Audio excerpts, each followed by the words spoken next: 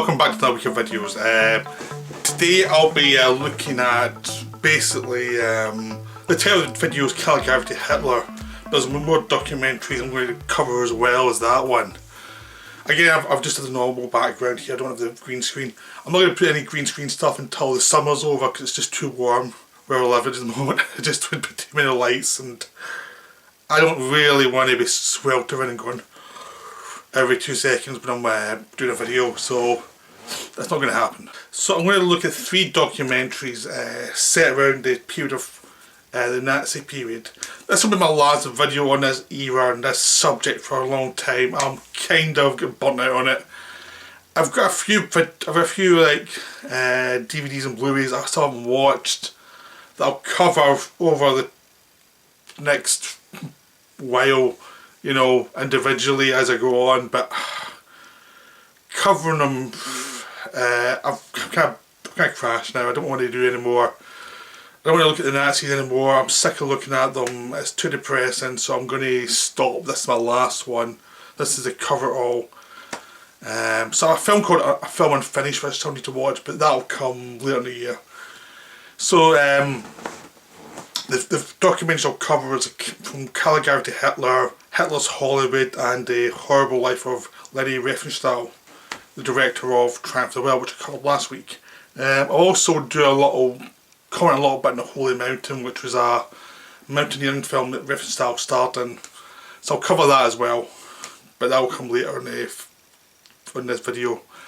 You can get Caligari to Hitler and Hitler's Hollywood in this one Blu-ray, which is released by Eureka. Rutger Sundland was the director of it, of both of them. And basically they're almost like part 1 and part 2. I mean, Caligari to Hitler covers German period from just after the war till 1933 when the Nazis came into power and people left the country. And Hitler's Hollywood covers from the period from when Hitler got into power till the end of World War II. So they cover that whole period. I mean, hopefully, I'm hoping there's another one about what happened to Germany after the war, because a lot of directors come up in the 60s from there, like, you know, Herzog and Straub and stuff that are really interesting as well. So I think there's more to be told with this, but these are the 2 so far he's made. So From Caligari to Hitler was based on the Kirchner book Caligari to Hitler. I read this when I was a film student. It's a really good book.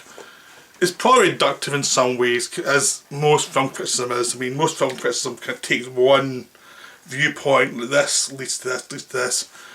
And sometimes they can have theories that are a tad simplistic. I mean, that was the thing that drove me nuts when I was a film student, was like, you'd get them telling you the theories, oh, this is a theory that you're going to study, and you're meant to write an essay on it, and sometimes the theory would be like, you look at the theory and go, this is missing a lot of important stuff from that period that I know about that makes it, that takes away some of the backing of this theory. That was something that drove me nuts a lot in film theory, was like sometimes the film theorists didn't really have a good knowledge of history, or the knowledge of history was kind of biased or slanted, or maybe it was just focused on what they wanted to see, and that was always a problem. That's always been a problem in film theory. I mean, it's always like it's almost like a lot of time they've got something they want to get to at the end of the essay, and everything that doesn't find that, everything is kind of, we go against the view, just ignored.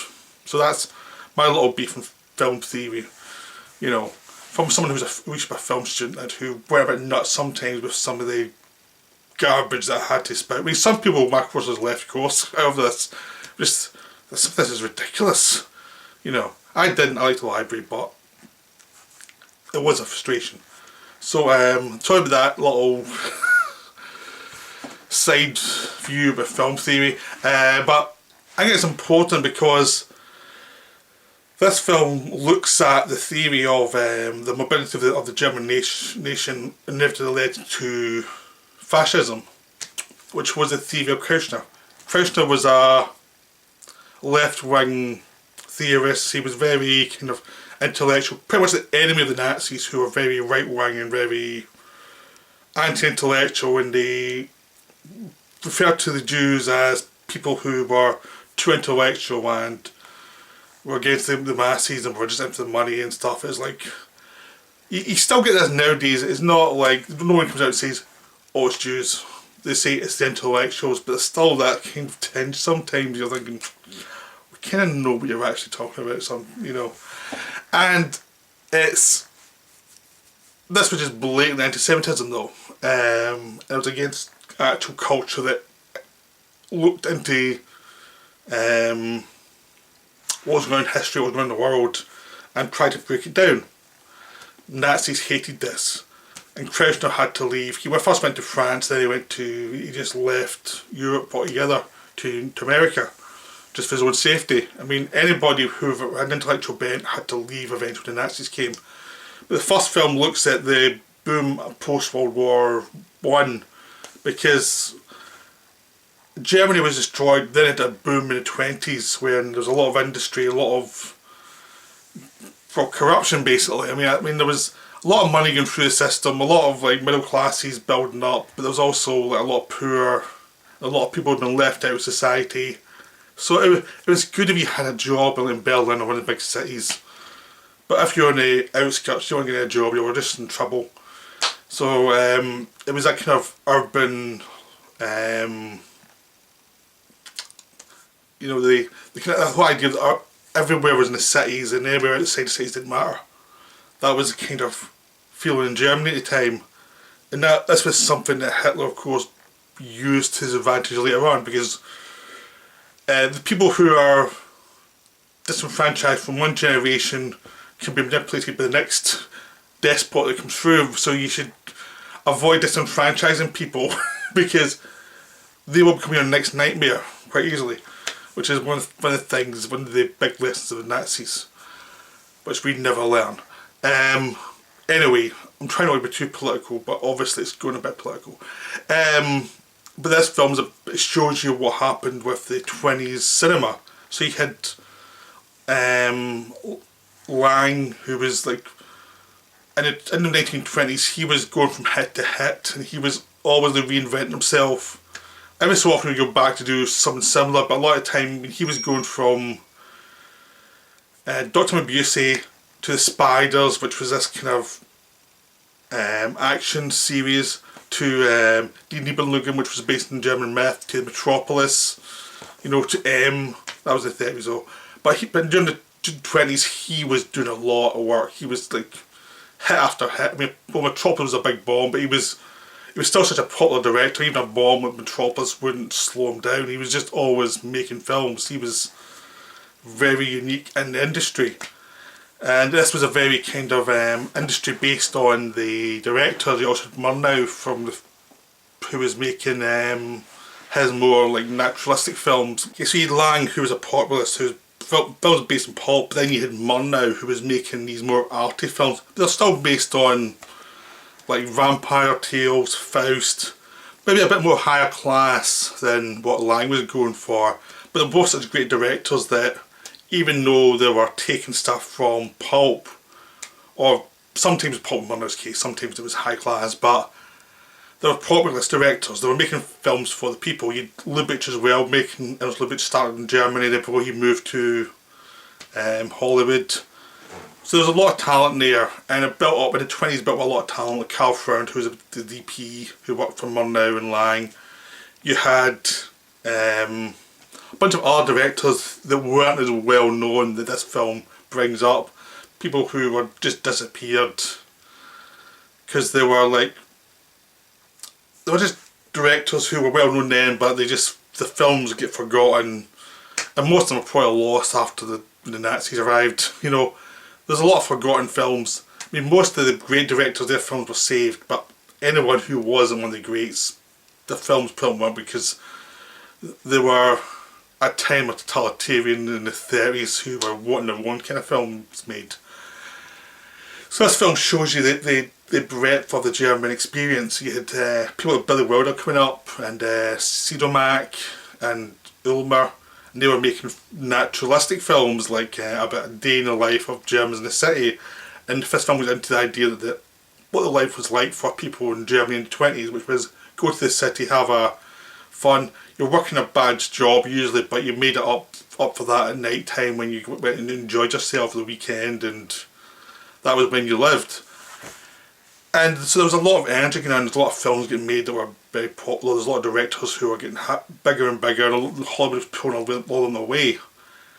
And then the financial crisis came just after the American collapse, depression. It hit Germany, and that's what led to a lot of the economic collapses and the political collapses, which led into the Nazis taking over. And when that happened, a lot of the German talent that hadn't left, I mean, Murnau had left already, Lubitsch had left already, Lang had stayed, but as soon as the Nazis came in, he kind of buggered off too. Sternberg left too, so did Dietrich. They were coming up in the late 20s, early 30s, and as soon as they got an idea of what the Nazis were, they just buggered off. G.W. Pabst got stuck, moved to France, but then when the Germans invaded France, he got stuck making German films for them, so he wasn't so lucky. So there was a lot of German. Karl Freund moved to Hollywood as well. He became a DP and a director. He shot a lot of the early Universal horror film. So a lot of German talent moved and became important in the 40s and 50s in America. I mean, Fritz Lang made a lot of noirs in America. Billy Wilder learned the language, and he started out in kind of comedy, broader comedies. Then he moved into darker stories like Ace in the Hole and Sunset Boulevard, but he became like the sophisticated director of comedy and dark humour. I mean, a lot of them influenced America. I mean, Lang influenced Hitchcock a lot, the way he made his films. I mean, it's never acknowledged that Hitchcock was basically Lang 2.0, but he was, really. It was more romantic. Lang was much more brutal about stuff.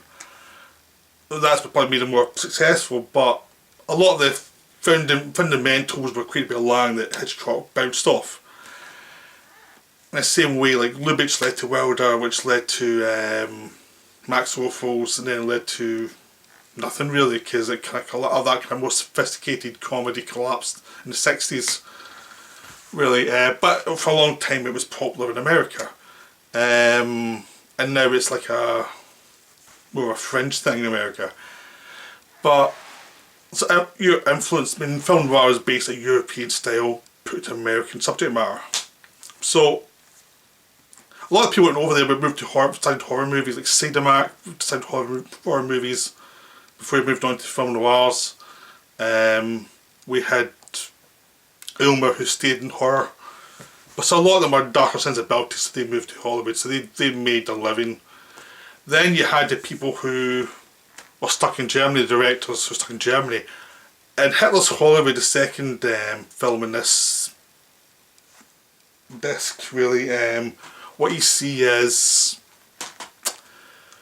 the people who are left had to work for the Nazis, who had to work for Goebbels, who was a propagandist who did not believe in artistic freedom, did not believe in directors having the say over what the subject matter of the film was. They had to make propaganda. Something that wasn't obvious propaganda, but it had that kind of taint to it. It was always very Nazi-ish. And you'd also get like propaganda films like Triumph of the Will or Olympiad, which I'll get to later in this video. But you got like a lot of women's pictures where they were trying to see the women's places in the home. You know, you can go out and try and do something with women, but you're places by your man. And there's a lot of tragedies where women were tragic and the lives went badly when they tried to move on, move and become independent.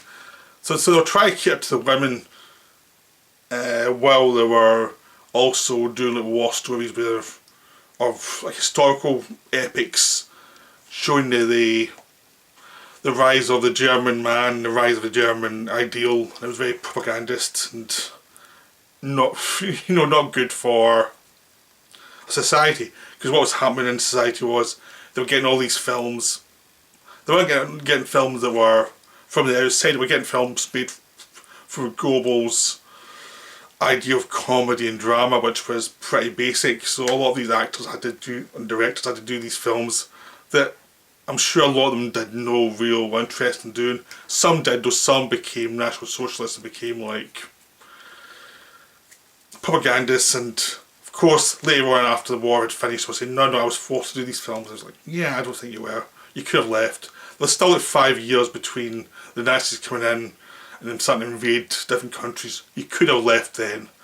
Anyone who didn't leave then is a sign you didn't really want to leave. And so there's a lot of collaboration, a lot of like bad films made. They were all like Hollywood rip-offs. They were trying to be Hollywood in Germany, so I spent a lot of money. And the crazy thing is, even when they were losing the war, when the war was going on, they were spending a fortune in these blooming propaganda films to show how great the German willpower was and all the rest of that garbage. And they were trying to prove themselves as a cinematic force. So even as the Allies were coming into were attacking and moving through Europe, they were still they were trying to do their epic Gone with the Wind rip-off, all about German power, you know. So they were still delusional till the end because Goebbels was in charge, and it was just as a mess. But the important thing was, you know, all these Hitler youth and all these people who were getting brainwashed into the Hitler ideal and the SS ideal, and I need to go to war, so you're getting all these propagandists viewpoints. So it's building year after year. People are getting brainwashed into this idea of the German statehood, the German need to dominance, the German destiny. So you've been brainwashed like 5 years before they started attacking everybody. So you get all this mush for 5 years.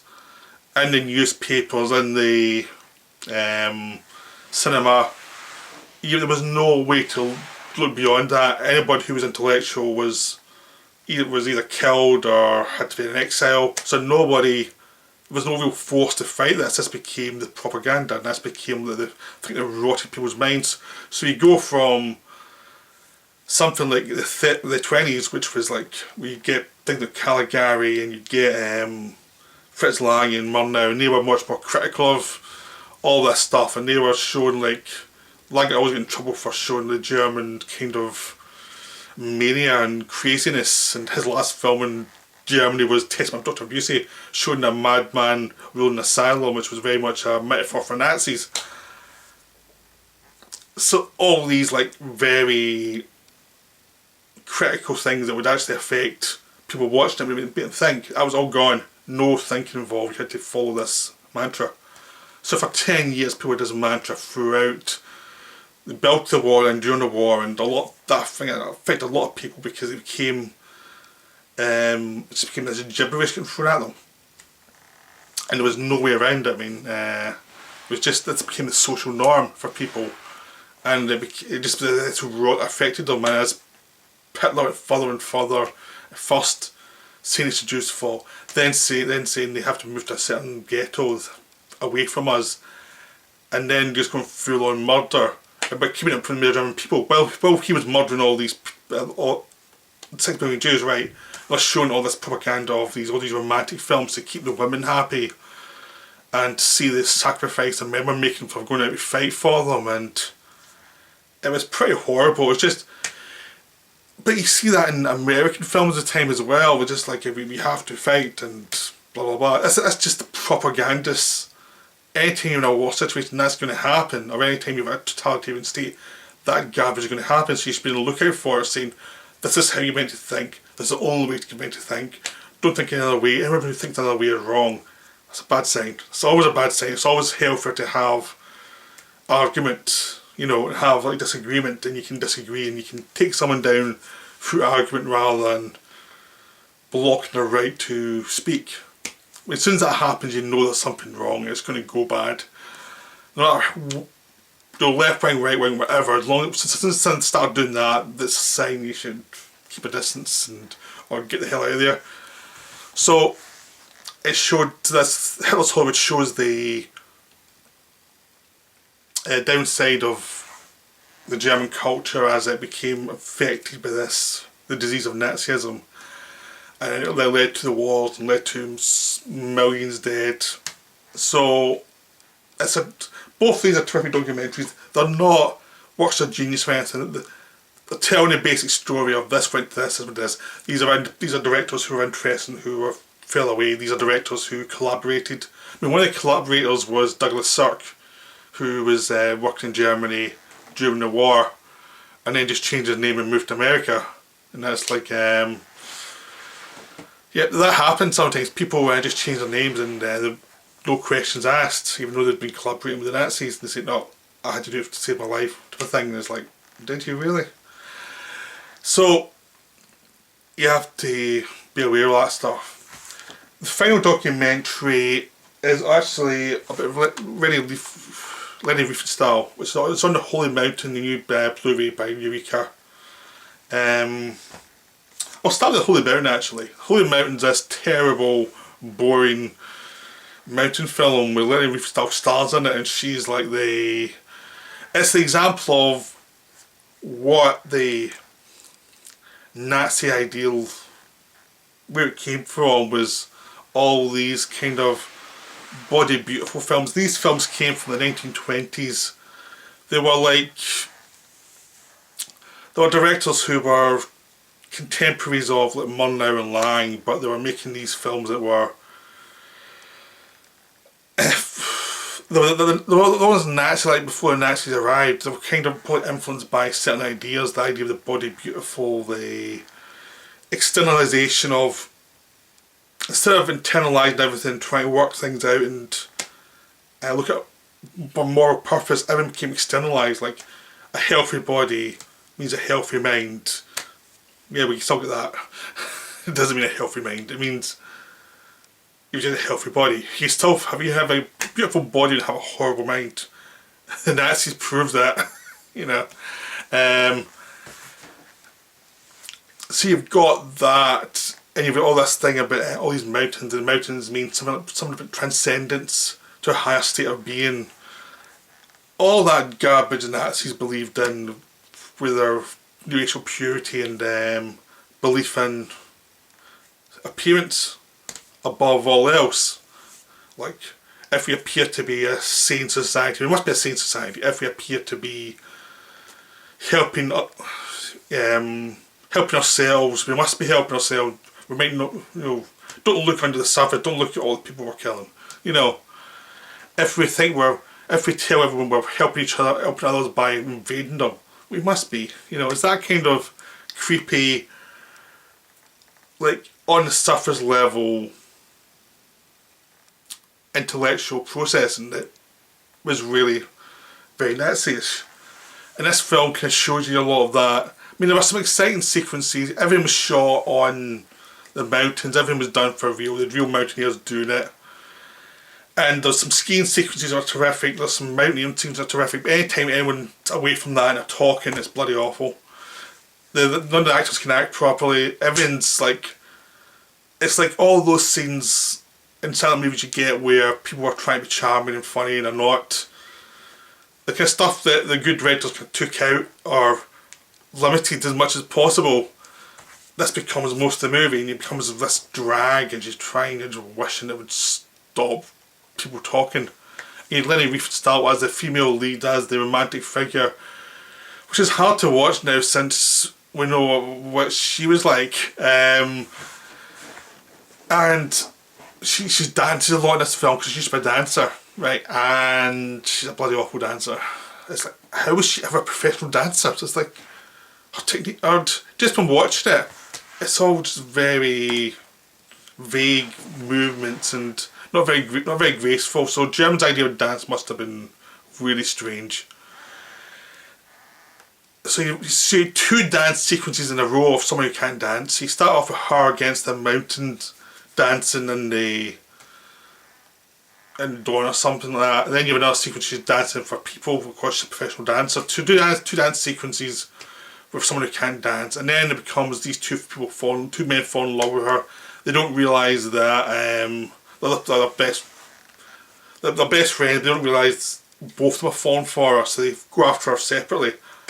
And all this leads to tragedy where everybody dies apart from the woman who was leading them both on, which is Leni Riefenstahl. And it's very doom laden because all the Germans are doom laden, and they die for some ideal that doesn't really matter. And at the edge of death, the lead character gets a transcendental image in his brain before he dies. So it's very much leading to this kind of weird, stupid Nazi stuff. Because you have all these like lost like influences with very macho culture that came through Germany that's affected Germany and German myth. So you get a lot of that coming through the film, and it just makes it creepy because you know where it's going to go, because that's the kind of stuff that were used by the Nazis. So this film is really hard to watch because it's pretty offensive, and some of you see signs of what's going to come, but it's also not a very good film in itself. It's just pretty bad, and it's just there's a couple of good mountaineering and ski race sequences in there, but the rest of it is like, it's well shot, but it's like it's one of those films that's well shot with no actual direction. It's like a good cameraman who can put images up there, but the reason to cut between stuff and things aren't that great. It's really fast or really slow. It's very self-indulgent. So there's that. But the most important reason for buying this is the 3-hour documentary in Leni Riefenstahl tournament, where you get to see, well, she progresses. She shows her point of view, what happened, how she started out, how she went to work in German film industry. The important thing about this documentary, right, is to show really that she's probably guilty as hell. Really, honestly, she has 3 hours where you take her through when she was a kid, when she into the industry, when she went to do these mountain films, where she learned a lot of technique from the director of those, and then she started making her own films, which was The Blue Light, and then how Hitler, she set family to Hitler, not a good sign. Then she was brought in to do Triumph of the Will, then brought in to do Olympia, and then did one called Thailand, and her career collapsed when Germany lost the war.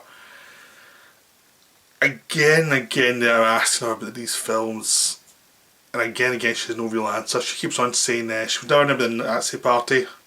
Apparently that's proven true, but she was obviously a collaborator. I mean, she was arrested after the war and ultimately charged as a collaborator, not a person who did the murders, but a collaborator. And this film does nothing to dispute it. No matter what she says, there's so many things that are, she claims one thing, then historical documents claim something else. So she's an unreliable narrator of her own story.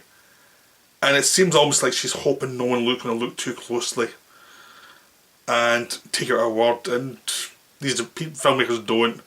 And there's just too much evidence against her, really. I mean, she makes so many people leaving the Nazis any power. So many people see this as a problem. She makes a film for them. No, she makes two. She did this one 1933, their big thing, the big Nuremberg event, which didn't go anywhere, and she complains about the organisation of it all. And then in 1934 she does it again, so twice. She could have got out there and said no, she didn't get out. Then after that, she spent months working on it and didn't see there's a problem with the film. She was looking at the film as a case of, or claim that she was looking at it as an artist to make a documentary. It's not a documentary, it's propaganda. There's no documentary requires like journalistic examination of your subject. There's no examination, there's just propaganda for this body beautiful, the surface has the main point of view, like Nazi salutes, Sikh hills, all the rest of it. All that stuff is shot as if she means it, as if she's completely in love with this thing. She spent months on this, 18 hours a day, getting it right, and it's like, You don't do that unless you're a believer in some regard. So to say that she was not, it was just a job is just, if it was just a job, she could have done a bad job of it and said, I didn't really agree with them as a job. No, she worked hard at it to make it work, and it was this horrific ode to power. Next week's Olympiad, which she claims that the Hitler didn't want made, but she had to fight for it.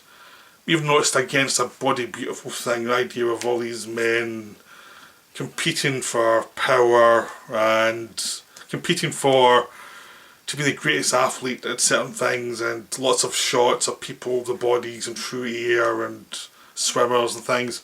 This kind of Nazi ideal of the perfect specimen is shown in these films. So even if she was a collaborator, which I doubt, I really doubt, there's nowhere else she could actually make films, because the things she found to be beautiful and things she found to be meaningful to her are actually entirely connected to Nazi ideology. Like, she couldn't really make these kind of films in Britain or America. They'd say, what's going on here? That's odd. That's not us. Nazi Germany's only place where she could actually be financed, really, at that stage of her career. So no matter how good a technical director she was limited to one idea of the body beautiful, nature, man against nature, all these kind of things that the Nazis fetishized. And what she fetishized, it was like a perfect union of horror. So she was so, during the Second World War, she backed away from everything. She even went to America to promote Olympia, and they got some awards. And even then she went back to Germany. She could have just stayed in America at that point if she said, I don't agree with this stuff, because this is when the Nazis were going mad and were starting to attack people, and this was after the burning books and things. Like, how can you not know there's a problem? If you're that close to the centre of power, how can you not know? But she did say she didn't know. Then she goes to make this film called Thailand. During the war, well, people are getting mass murdered. She's making this film about German beauty and nature, and it's like using gypsies who are from the concentration camps. It's like so much evidence against her, so horrific. And again, she keeps on saying she regrets making the films, but they were just professional directors. That was it. And it's like, nah, you had to know more than you're saying, you know. It just feels like she's lying, really. Then it goes into her career after the war, where she was spent 20 years in hiding after the war because she was obviously a propagandist for biggest mass murders ever. You know, and then you see her going to Africa and doing these nature films or nature photographs of Africans, and going into underwater films in the 90s, when we were shooting in our 90s. So she was very much a health freak, a health fanatic. But nothing in the documentary exonerates her at all. Like, she tries to say she like do with her, she was just a documentarian, but she wasn't a documentarian, she was a propagandist. She didn't even understand what documentaries are. She was just in love with this ideology and this ideal of Germany, and she even sent Hitler congratulations when he invaded Paris. Not a good sign. So it's a very fascinating documentary about someone who's in denial about their own crimes. And it actually reflects a lot of German people who are in denial about the crimes of the Nazis and the crimes of Germany. I'm sure she wasn't the only one who was telling herself one thing even though she knew other stuff. I'm sure there's a lot of denial going on in Germany at that time. And this is a perfect example of a subset of the German people who maybe were closing their eyes to a lot of stuff, and they were telling themselves lies, you know. But still, it's like there's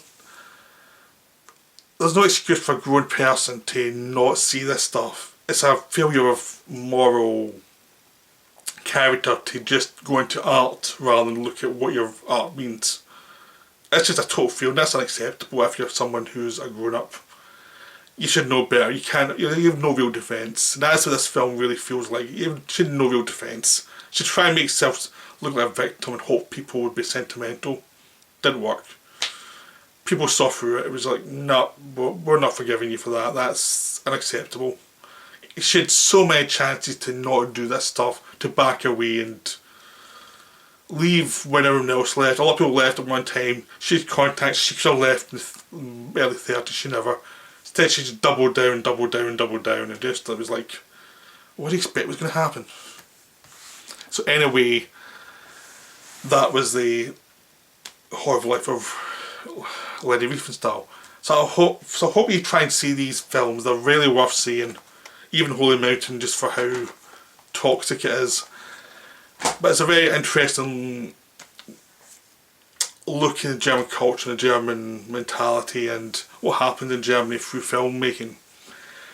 So like I said, that's the end of my World War II period Nazi documentary stuff. I'm sure to this, that's enough. Maybe I would film here or there will do, but I'm not. I'm kind of moving on to this now. I think I've covered most of the big ones. So I hope you enjoyed that, and I'll be back tomorrow for another video that does not have anything to do with Nazis. Okay, right, bye.